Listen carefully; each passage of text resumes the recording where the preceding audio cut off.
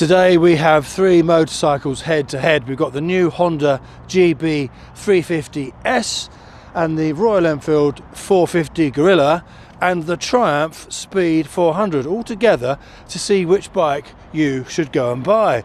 And when we set out to do this review, in my mind I had a very clear outcome, but after riding them all side by side, back to back, that's changed. So watch and see what happens. Now, we're not going to focus on the nitty gritty with these bikes because we could stand here and make a 2-hour long video comparing every single nut and bolt difference between each and every one of these bikes, but it would be absolutely dead boring and you'd fall asleep. So we're going to focus on three main points, which are the looks, the handling and the performance, and those are probably the three main things that will make you decide which bike is the one for you. And we're going to start by looking at the looks. Now, looking at this bike from the side, I've always felt like the proportions aren't quite right with this bike. The front wheel perhaps looks a little bit too small, and it's sort of, the lines don't flow as nicely as they do on the Honda. And it does look considerably smaller when you see it sat next to the Honda. It really is a small, compact motorcycle. And then you come on to the Guerrilla, and I think the Guerrilla is probably the worst looking of the three, but it depends who you are, because if you were perhaps looking at a sports bike in the sort of small capacity range, then I think the Guerrilla would be a great choice because it's much better looking than, say, a Yamaha MT-03, but it will perform just as well. And it's not covered in plastic either, which was a big part of their advertising for that bike, basically taking the mick out of all the other manufacturers, saying that they're all plastic. Plastic is fantastic is the word they exactly used. So it's definitely better looking than a sports bike of its size. Now, when you own a motorcycle, the most amount of time you're going to spend is behind the bars. So when you're sat on the bike and you're looking forward, your view of the bike, I think, is quite important because you want to look down and go, oh, yeah, I love this bike. The Triumph is not bad looking. The bars are a sort of grey finish. I'm not sure I like this sort of ripple paint. I've never been a fan of that. The switch gears are a little bit too chunky and a bit plasticky. I like the bar end mirrors. These are the only mirrors out of these three bikes that I can actually see the road behind me because of how wide I am. So definitely that's a point to the Speed for that. The analog dial on the Speed isn't quite right. It's got this big sort of digital bit that sticks out, which kind of spoils it. So if they could make a smaller, more compact, more classic looking dial, I think it'd be nicer. And of course this is offset, which I'm not a fan of. Then when you come on to the Honda, I think perhaps it's a little bit nicer to look at. The bars feel a little bit wider. Again, the switch gears are a little bit plasticky, but they're smaller, so they look less cluttered. The mirrors are quite nice on these, but I can't see any of the road behind me. They don't actually work as mirrors. The Speedo, as I said before in the review, it's not quite right. It's just a little bit too bulbous, and it's not a particularly nice thing to look down on. If they had a more classic one, again, it would be nicer. And then I think actually the Guerrilla, when you're sat on the bike looking forward, this quite possibly is the nicest thing to look at from the bars perspective. It's got nice wide bars. These mirrors are nice and simple, like those. The switch gears on Royal Enfield, they're the nicest. The grips look nice, the brakes look good, the handles, and the dial, whilst it's not analog, is actually the best looking of the three, because it's got a round, simple design and the actual interface of it is analog looking. And you've got so many features on this thing, like you can cast your maps to it. It's even got a feature where it will tell you where the nearest petrol station is when you run out of petrol, which is quite handy.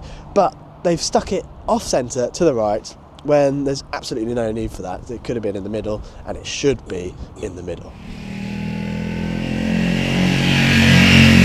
So what I'll do is I'll quickly sit on each bike to show you how it looks with someone of my size, 6'2", and you can gauge from your height what you would look like.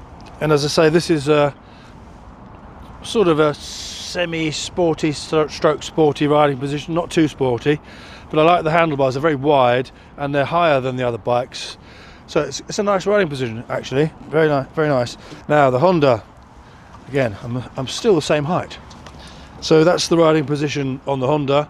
And again, it's sort of semi-sporty. Your legs are back there, not here like a classic bike. So not bad.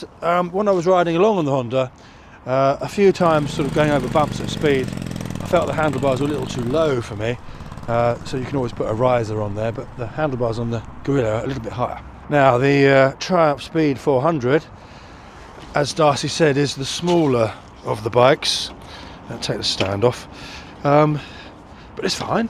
I can ride it at 6'2", and again, it's a semi-sporty riding position. Your heels are sort of there, whereas a classic bike like the Royal Enfield Classics are there. But it's perfectly all right. But it does feel a little bit small. Now coming on to, sorry, phone's ringing.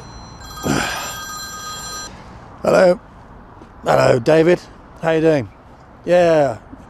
Oh, Victoria wants to speak to me. Okay. Hi, Victoria. Yeah, nice to speak to you again. Yeah, that was fun, wasn't it? Is there something you really want? You really, really want people to subscribe? What, you think I should say that? You really, really want them to? Okay, I'll tell them. Thank you. So I'll see you soon. Bye, bye-bye. Now, looking at the looks still of the engine and exhaust on all these three bikes, because this is water cooled, you don't have any meaningful fins on here, so it doesn't look as nice as the Honda with the air cooled engine with those lovely fins. And the exhaust on this from the side doesn't look too bad, but following this bike from behind, you notice how narrow the exhaust is from the behind view, which is rather good. So it doesn't stick out, it's not a big fat round exhaust, but then you do have all this sort of gubbins underneath, as you do on the Triumph, but you don't get that on the Honda. Now the Honda, as I said, has these beautiful air-cooled fins which aid cooling, and it looks so much nicer. It's a classic looking engine. You've got a lovely chrome shiny bit on the side there. It's a beautiful looking engine, and the exhaust just goes straight through and out, and then everything's inside the exhaust. It doesn't go underneath the bike. So that looks really nice in my opinion. And then when we come onto the Triumph, again, it's a nice looking exhaust, and that does have all the gubbins underneath, but from the side you don't notice it. It does look nice. Although it's water cooled, you do have fins on this as well, so it does look quite nice. For a water cooled engine, it's beautiful, but when it's stood next to this Honda, it's not quite as beautiful. So I think the Honda probably wins it on terms of the looks of the engine and exhaust.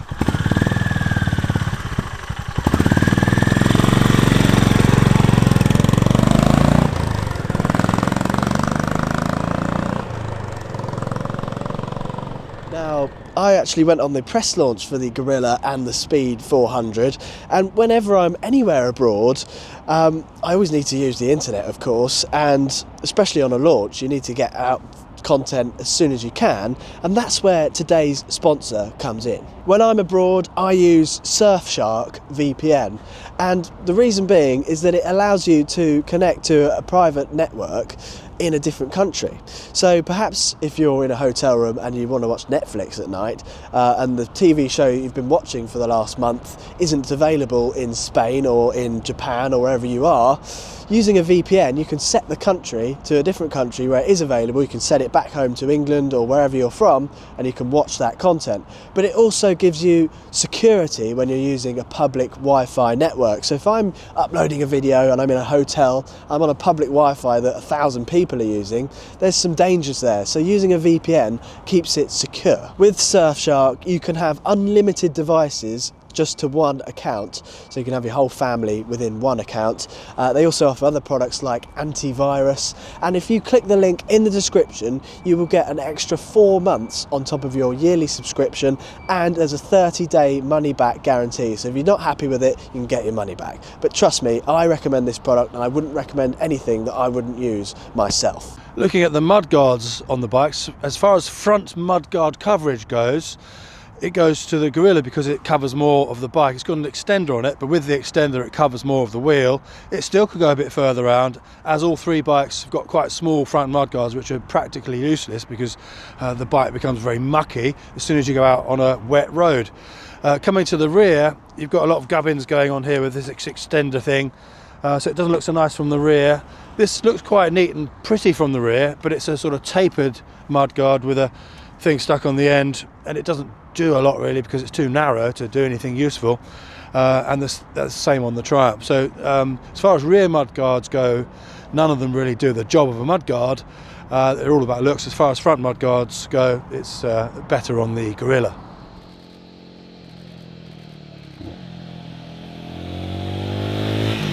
Now onto the handling, which is a really important factor with these three bikes. And when I first got on this bike, now Darcy had already ridden it in Spain on the official launch, and he said he liked it. I thought I wasn't going to like it because the angle of the forks, if you look, is very steep, and I tend to not like bikes with very steep brakes.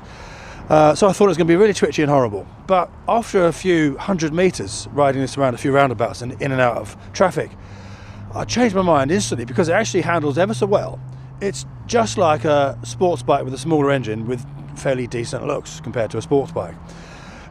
So I was pleasantly surprised. So really, you've got to see this like a sort of a mini sports bike, very darty handling, but in a very good way.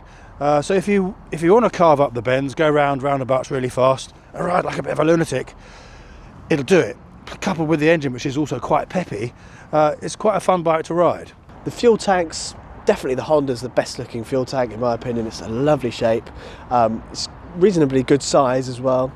The Triumph is probably second nicest shape. I don't particularly like these indents in the front, which they've done because of these big upside down forks. They had to make some indents so that the turning circle wasn't extremely atrocious, but it's not particularly amazing anyway. Neither is it on the Guerrilla either. But the turning circle is definitely better on the Honda. The fuel tank on the Guerrilla is probably the worst looking of the three, but it's not bad looking. Don't get me wrong, it's not bad looking. Now, if you're a taller rider, and in terms of the seats and the riding position, I think the Triumph is a little bit small. You know, if you're 6 foot and above, you can ride this bike and you'll be comfortable. It's a sort of semi-sporty riding position, but you will look rather large on it, so you look like an ape on a circus bike. The Honda, again, you've got a semi-sporty riding position, very similar to the Triumph, but it's proportionally a fair bit bigger. So it doesn't look like a small bike. This looks like it could be a 650 if you like. It's not a small 350. And with the Guerrilla, you've got a little bit more of a sporty riding position, but it kind of looks a bit longer than the Triumph. It doesn't look quite as small, so if you are taller, it's not going to look so compact underneath you. The flip side to that sharp steering is stability. Now, at higher speeds on the motorway and the freeways, you do notice that if there's a bit of a side wind, a sudden gust, it does sort of want to turn a bit quick. You don't get that stability with a sharp, steep brake like this. So it really is a bike you've got to think of as a sub 70 miles an hour bike where you're doing lots of fast turns and things like that, or traffic and busy commuting. It'll be absolutely fine.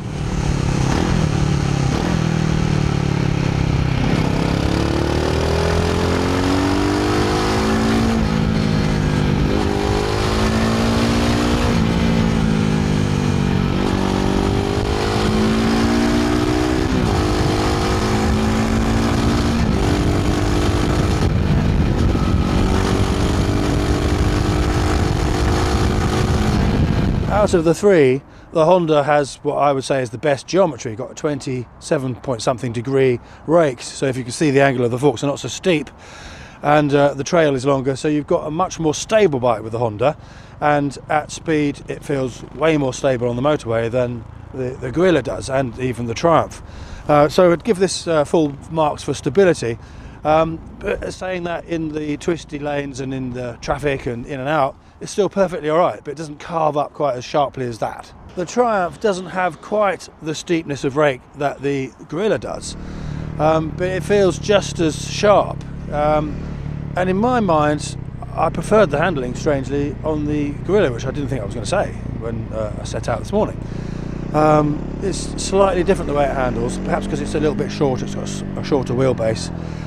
It feels a little bit different, perfectly fine, but we're comparing these three bikes, of course. So for stability, Honda wins it, and overall geometry, I'd say. But if you like sporty handling, then the Triumph or the Guerrilla would suit you down to the ground. Now, the Honda is the slowest of the three bikes. It's a 350cc air-cooled engine, whereas the others are liquid-cooled.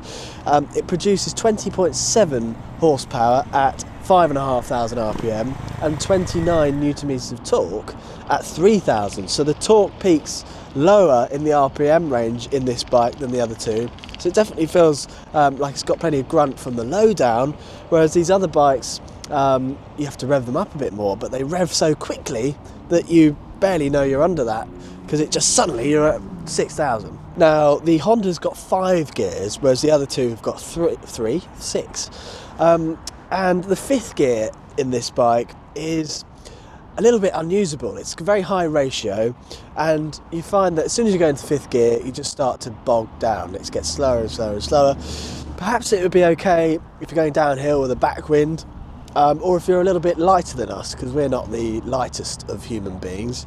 So if you're really short and light, perhaps 5th gear will be okay on this bike. So the Honda really is a bike for someone who wants to plod along, go for a gentle country ride in some beautiful country lanes, or perhaps some city commuting where speed isn't a problem. But if you're someone who wants a little bit of power, a little bit of peppiness to your ride, then you're going to need either the Guerrilla or the Speed. And these are considerably faster, I mean double the horsepower. So as soon as you get onto the Guerrilla or the Speed 400, you really start to notice a difference.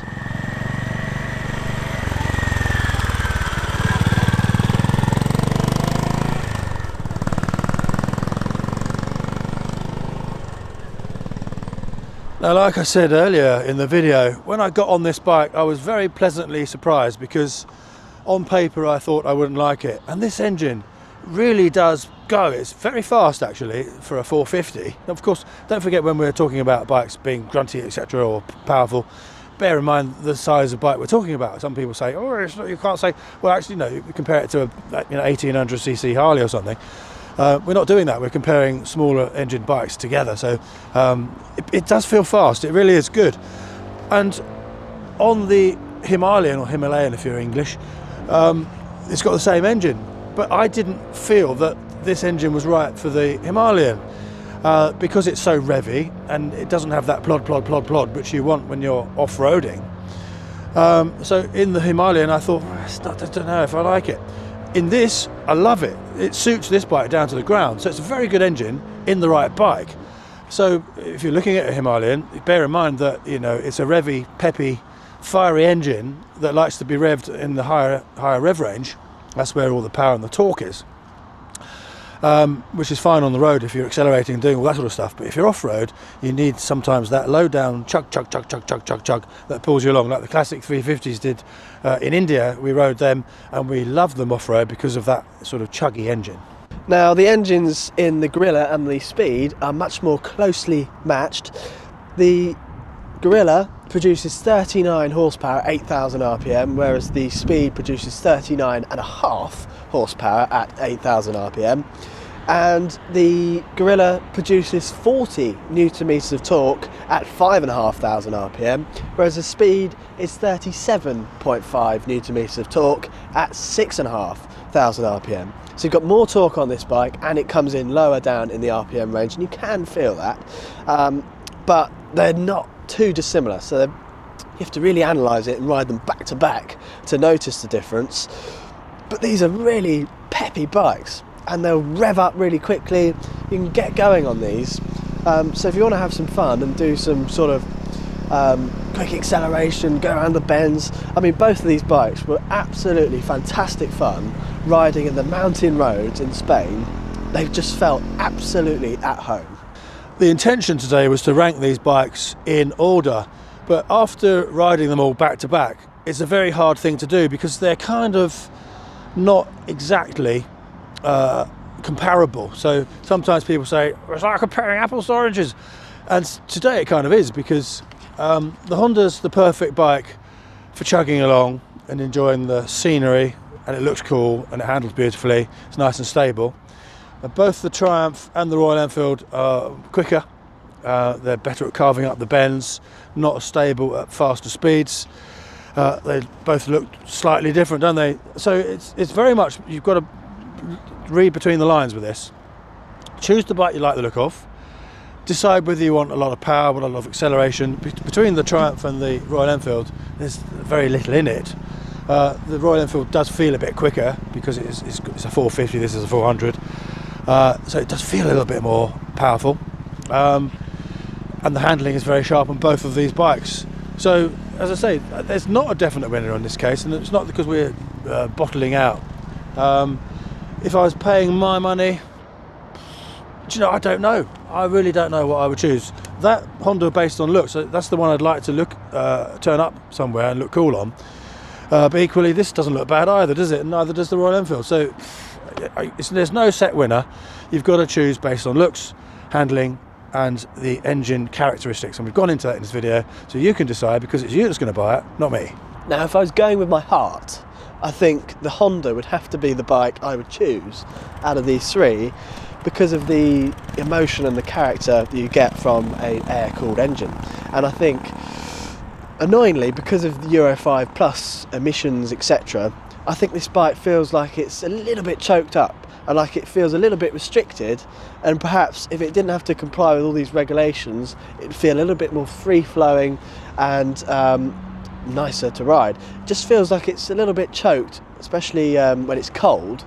And I think that's all to do with these silly emission laws.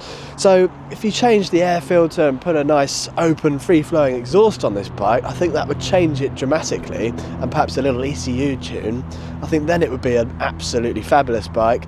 But the Triumph and the Royal Enfield don't feel like that. They feel really quick, and that's probably because it's much easier to get a liquid-cooled modern engine to pass the modern emissions, and they've built these engines to do that. But I think in terms of the character and the soul, it's not quite there on those two bikes, whereas this has definitely got more. So out of these three, if that was the only choice, I'd say this would have to be the one for me.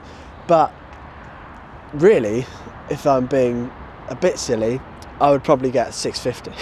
So I'd go and get a Bear, but that's not sat here, so I can't say that, so it has to be the Honda.